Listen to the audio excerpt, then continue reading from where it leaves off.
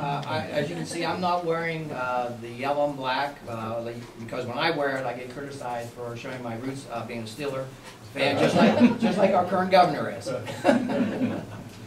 I want to thank you all for being here, and being here tonight, it really gets back down to choice. You had a choice to go somewhere else tonight or be here, and that's what we're talking about, is choice. Giving choice and options and opportunities to our children, to our family, and you've heard a lot of statistics, where we stand compared to some of the other states, the programs that we have, and I can go through some of those programs, but basically, school choice is the solution. But what's the problem? The problem is, as we heard, we've been doing things here in this state for so many years, we continue to do the same things. If we continue to do the same things, we're going to get the same results we've already got. We're unwilling to change. We're stagnated. Everybody, when they hear change, they get intimidated. What's going to happen? All the unknowns. And at the state level, I can tell you what's happening. I was at a meeting today, a committee meeting for 3.5 hours, and all we're talking about was funding a program, a new program, initiative that the governor has, Jobs Ohio. We spent 3.5 hours on $1 million. I wish we would spend 3.5 hours on talking about school choice and opportunities for our children and education. But we don't seem to do that. But we can sit there and talk about, here's $1 million going to another program, what's going to happen? Oh, we're going to lose union jobs. No one's said we're going to lose union jobs. No one's made the decision. It's an opportunity to study, to make a change in the way we're doing the development of this state. And if we're unwilling to do that, what are we going to do when we have to tackle the tough issues like education, K-12, or higher education and university? So we have some difficult choices, and we need to hear from each and every one of you, not just me showing up at a meeting and listening to your concerns. We need to have your emails, we need to have your phone calls, we need to have your letters, because the more we as representatives hear, because I'm accountable to you. I report to you, I live in the community, and you keep me in that office, you take me out of the office. That's what we're there. I'm supposed to be representing you and your families and your concerns up at the state. And we don't hear from you, we don't hear your voices, and we assume everything is fine. And an example is we had a meeting in the 128th General Assembly, and legislators are no different than anybody else. They look at who the proponents are, who the opponents are, and interested parties. When I look at that piece of legislation, I said, oh, no one is opposed to it. I guess it's safe. Let's vote for it. We need to hear the opponents, and you also need to know when we're talking about things, when we're talking about the evidence-based model, when we're talking about union contracts, and we're talking about collective bargaining. You need to be there, or at least send a representative, or let us have letters so we can weigh in on your thoughts, because we don't hear from that. It's going to be hard for us to go out there and walk out that game plan, and I'll do it. I've been out there by myself before, and everybody says, I'll be there for you, Representative, and you turn around, there's no one there. So what I'm asking is just, we need to hear from you. We need your voices, because if there's silence, it doesn't do us any good, doesn't do you any good. Basically, access to quality education, that's what everyone has.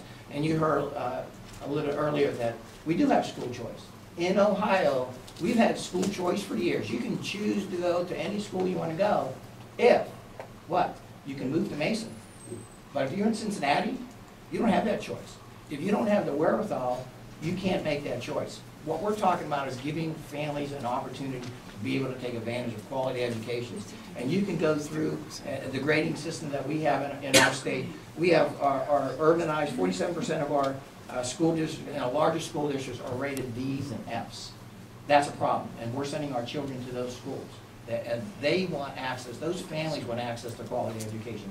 They want opportunities. They're not asking for a handout. They were asking for us to better utilize the resources that we have at the state to allocate some of those monies and let them choose to go. Let their feet decide where they want to send their children. Let the money follow the students. That's really what we're talking about here.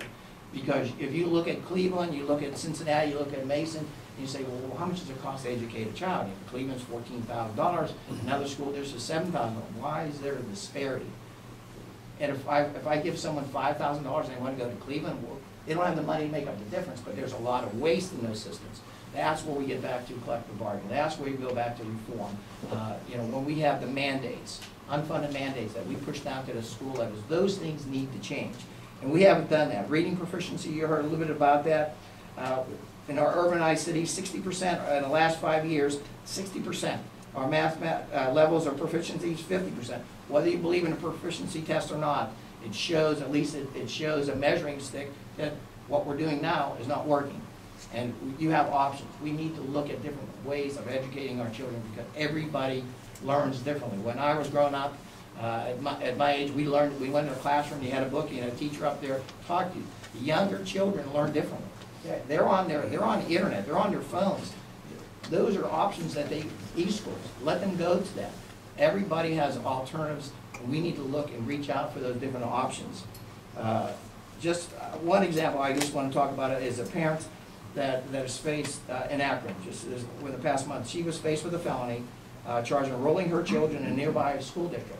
She gave a false address, it's a felony. You know, what kind of system do we have when you have to lie about where you live so you give your children a quality education? Shame on us. Shame on us as legislators for a resident letting that happen. Those things have to change. And it can't be, why should it be one person? There's probably others that are doing things that haven't been caught. And that's a problem. We have in our special education issue, there's a case that was going around the state for 18 years, finally was settled after 18 years of getting the need, get the money into this school to help these children with special needs. Shame on us. That is a problem, and that's what you're going to see in the new 129 General Assembly with the governor, with the House and the Senate that has changed over. We have an opportunity now, because of the most recent election, to make a difference. When we didn't have the control, we had ideas, it didn't go anywhere. But now, guess what? We had the control 4 years ago. Did we make these changes? Did we change? Yeah, I see my colleague there. I'll tell him about it when you're done. I'll tell you the good one that we did when we're done. We do some good things, but we didn't do enough. Now we have an opportunity, and we can't squander. This is about your children. This is about your future, changing the direction of the state of Ohio. And we have a great opportunity to do that.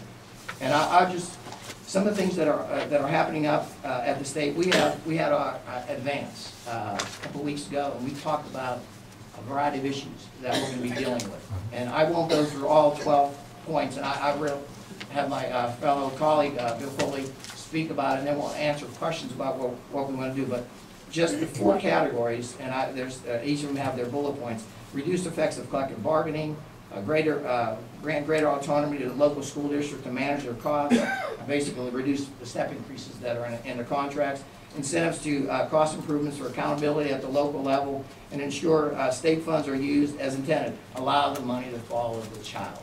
That's really what we're talking about. And we have a 12-step process. One of it has to deal with the evidence-based model.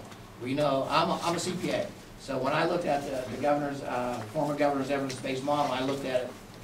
It's not results-driven. What it does is takes money and allocates it based on pupil, based on schools. It's just an accounting formula to allocate the use of the money. That's what we've done, is count how we're going to spend the money. That's not what it's really intended to be. You have all-day kindergartens mandated down to a school. Well, the school can't afford that. When you have private businesses offering the same opportunities, why should you mandate a school? And what happens? The taxpayers have to pay for that. So those are things that we have to look at. We're taking a look at collective bargaining, and that's going to be a very, very difficult issue.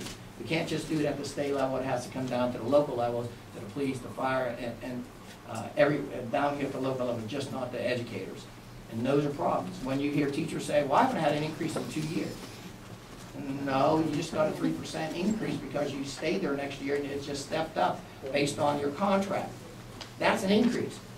As a small business owner, my employees, I haven't got an increase. I didn't give my employees an increase. We didn't fund their pension plans because we couldn't match that. We're hoping things will change in the future, but we don't know, because we're going to have unemployment at 9.5%, 10% for the next 18 months. And in some counties, some areas, they have unemployment at 23%, 27%. Go to Wilmington, go up to Greenfield, up in Highland County. How are those individuals making? How do they fund their schools? And so we have some major issues that we've got to deal with at the state level, and we have to do it now, and we have to do it smartly. And that's why we're starting to have hearings on evidence-based model. I sit on the finance committee, so it all deals with the numbers, and that will come to us. We have the committees broken up into various sections, and once those are done, they'll come to finance to fund all these. That's why you need to weigh in. We need to hear from you. If we don't hear from you, you may have the idea. You may be sitting there in your chair with an idea that could change the way we're doing things, but you're not telling us about it. That's what we need to hear. And that's what I'm here tonight to answer your questions, to listen to you, because I work for you. I don't work for myself. I work for you. And I need you to help me do the job that needs to be done at the state level. So again, thank you for allowing me to be here tonight. I'm here to answer a lot of questions. I know there's a lot of questions that you may have. That's what this is about. It should be an exchange of how we are going to change the way we educate our children in this state. Thank you.